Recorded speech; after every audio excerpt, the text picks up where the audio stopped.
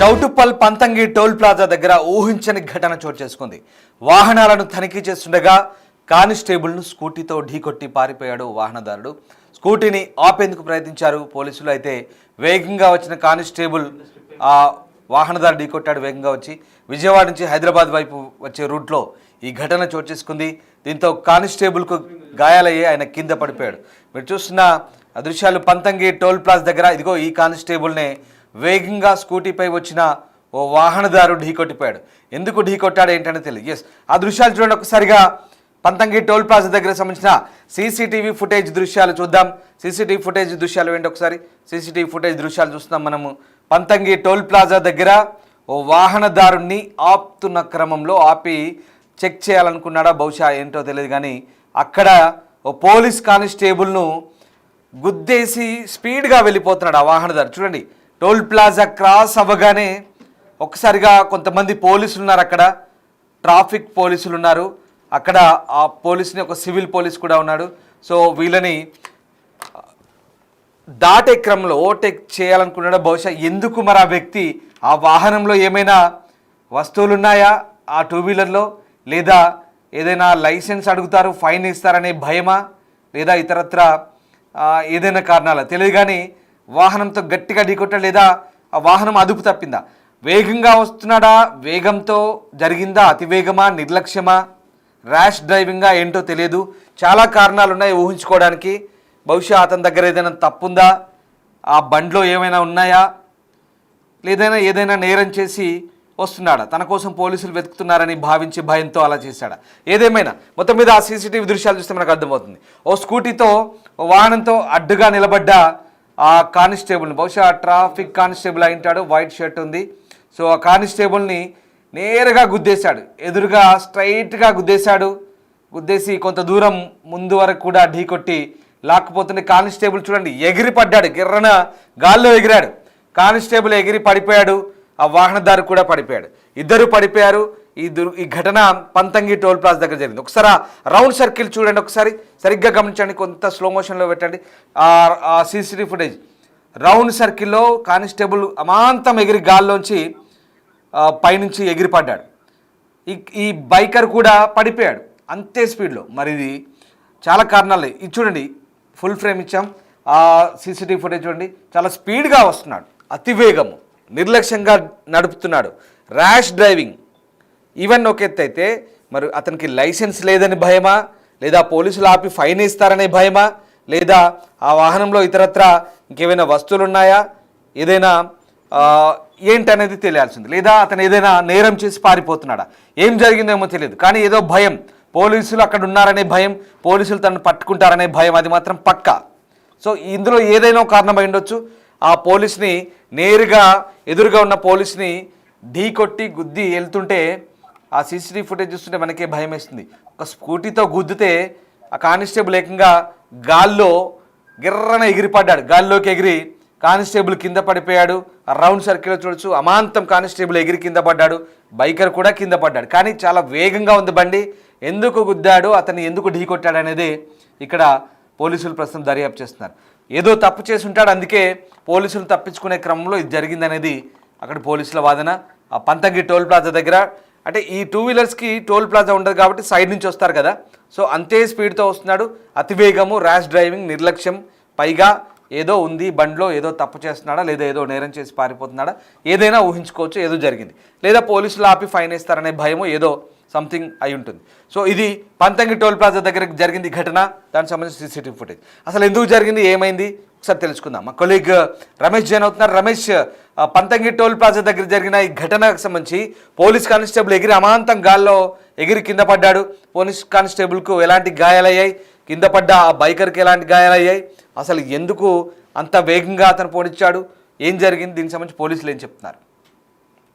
ఇప్పుడు కానిస్టేబుల్ ఆసిఫ్ పరిస్థితి విషమంగా ఉంది. ప్రస్తుతం హైదరాబాద్ లోని ఒక ప్రైవేట్ ఆసుపత్రిలో కూడా కొనసాగుతున్నటువంటి పరిస్థితి కనిపిస్తుంది. మనం సీసీ కెమెరా విజువల్స్ ఎక్స్క్లూజివ్ గా చూస్తున్నాం. నిన్న సాయంత్రం వాహనాల తనిఖీలో భాగంగా చౌటుప్పల్లోని ఉన్నటువంటి పంతంగి టోల్ ప్లాజా వద్ద కూడా ఆ ట్రాఫిక్ కానిస్టేబుల్స్ అంతా కూడా అక్కడ తనిఖీలు నిర్వహిస్తున్నారు. ఆ సమయంలో సాయంత్రం ఒక్కసారిగా స్కూటీ వైపు విజయవాడ నుంచి హైదరాబాద్ వైపు వస్తున్నటువంటి వ్యక్తి మనం గమనిస్తున్నాం. స్కూటీ అతి వేగంగా వచ్చి ఇదంతా కూడా ఇక్కడ వాహనాలు చెకింగ్ చేస్తున్నారని అతను ముందే గుర్తించడం జరిగింది. అయితే మొత్తం కూడా వీరిని అదుపు తప్పి కూడా తప్పించుకునే ప్రయత్నంలో భాగంగానే మొత్తం కూడా ఆ కానిస్టేబుల్ ని కూడా మొత్తం ఢీ కొట్టినటువంటి విజువల్స్ కూడా చూడడం జరిగింది. ఒక్కసారిగా అతి వేగంగా వచ్చి ఢీ కొనడంతో కూడా ఆ కానిస్టేబుల్ ఈ విధంగా గాల్లో ఎగిరి పడ్డటువంటి విజువల్స్ కూడా చూస్తున్నాం. తలకు బలమైనటువంటి గాయం కావడం జరిగింది. అయితే అతని బండికి సరైనటువంటి పత్రాలు లేకపోవడం, చాలా వరకు ఫైన్లు ఉండటంతో కూడా దాన్ని తప్పించుకునేటువంటి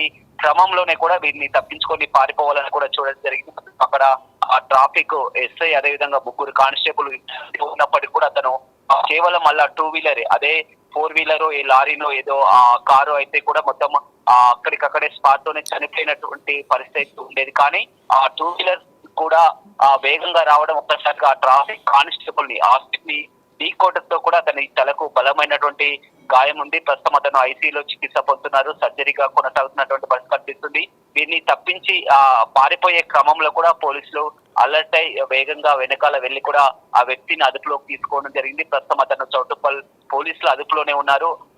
దాని చేయగా కూడా అతని బండికి పత్రాలు లేకపోవడం, అదేవిధంగా గతంలో చాలా వరకు ఫైన్లు ఉన్నటువంటి పరిస్థితి, వీటినన్నిటిని కూడా తప్పించుకునేందుకు కూడా అతను వేగంగా కూడా వెళ్ళినటువంటి పరిస్థితి కనిపిస్తుంది. కానీ ఏదేమైనప్పటికీ కూడా అక్కడ డ్యూటీలో ఉన్నటువంటి ఆ ట్రాఫిక్ కానిస్టేబుల్ ని ఆ విధంగా ఆపకుండా వెళ్ళడం మరో కారణం అయితే కూడా ట్రాఫిక్ కానిస్టేబుల్ ని ఈ విధంగా ఢీ కొట్టే ప్రయత్నం కూడా చేసినటువంటి పరిస్థితి కూడా ఉంది. ప్రస్తుతం మాత్రం అతని పరిస్థితి విషమంగా ఉన్నట్లు కూడా వైద్యులు ఉన్నటువంటి పరిస్థితి కనపడుతుంది.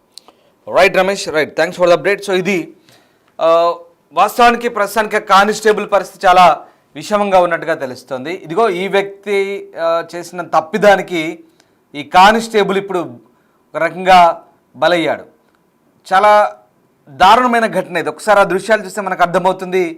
ఆ వ్యవహారంలో సీసీటీవీ ఫుటేజ్ చూస్తే కనుక ఒక బైక్ ఢీ కొడితేనే కానిస్టేబుల్ అమాంతం, అంటే చాలా వేగంగా బైక్తో ఢీ కొట్టిన క్రమంలో అమంతం గాల్లో ఎగిరి కింద పడ్డాడు.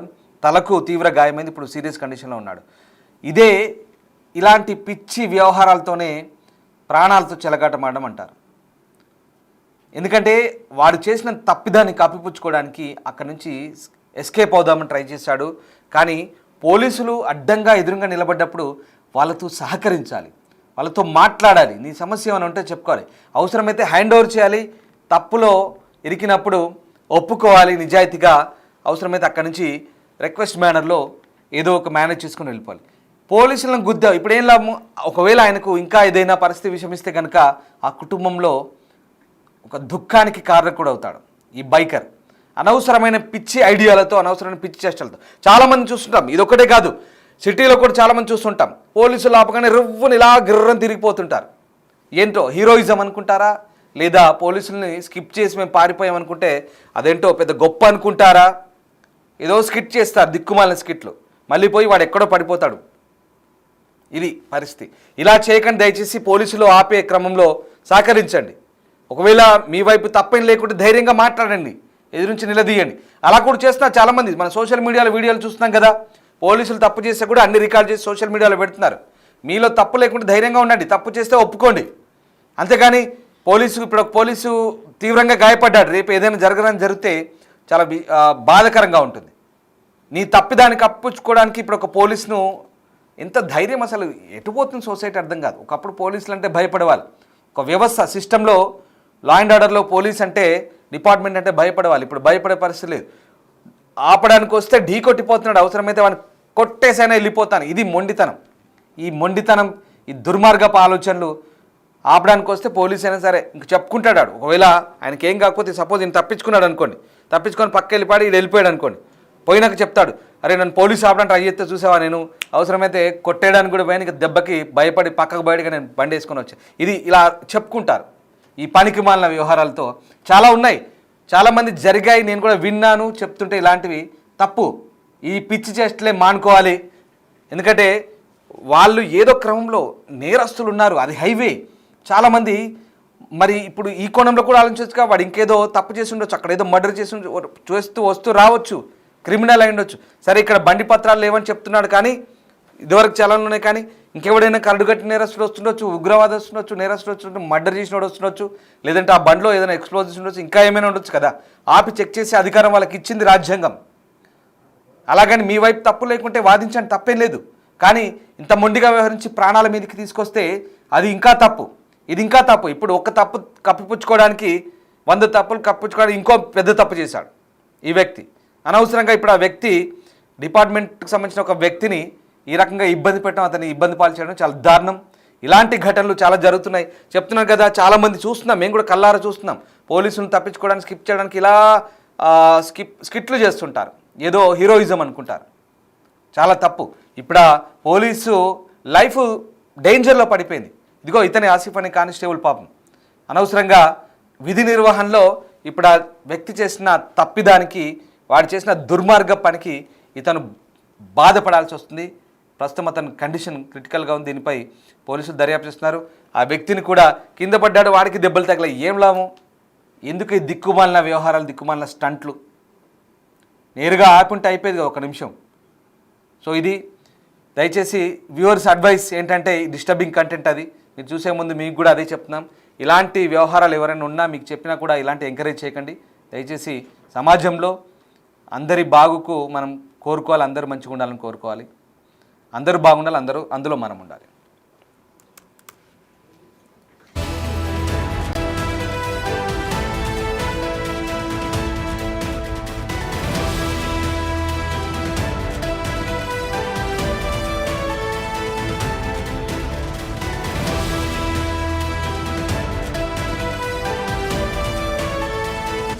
The Big Folk Night 2025 celebrating the soul of Telangana. August 23 సాయంత్రం 6 గంటల నుండి ఎల్బీ స్టేడియంలో. టికెట్స్ బుకింగ్ కోసం ఎంట్రీవాలా యాప్ను డౌన్లోడ్ చేసుకోండి.